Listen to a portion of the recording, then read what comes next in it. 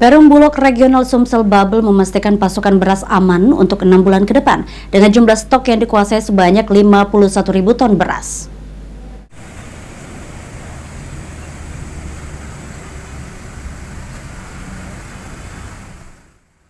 Perum Bulog Regional Sumsel Babel memastikan pasokan beras aman untuk 6 bulan ke depan. Saat ini total stok beras yang tersimpan di gudang Bulog sebanyak 51.000 ton beras. Besarnya serapan target gabah di Sumsel sebanyak 154.000 ton dengan realisasi sampai April 2025 sebanyak 45.000 ton. Ya, 46.000 ton. Ketersediaan pangan tercukupi Pak? Wah, sangat-sangat mencukupi. Sampai diprediksi Ya, diprediksi 6 bulan ke depan masih aman karena kita bulan ini masih melakukan penyerapan.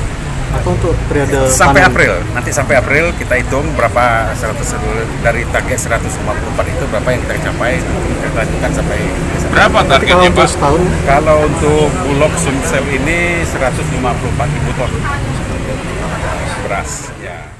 Pengadaan gabah beras dalam negeri tahun 2025 dilaksanakan Perum Bulog Sumsel Babel dalam bentuk gabah kering panen di tingkat petani sebesar 6.500 per kilogram dan beras di gudang Bulog sebesar 12.000 per kilogram. Ajdalia, PAL TV.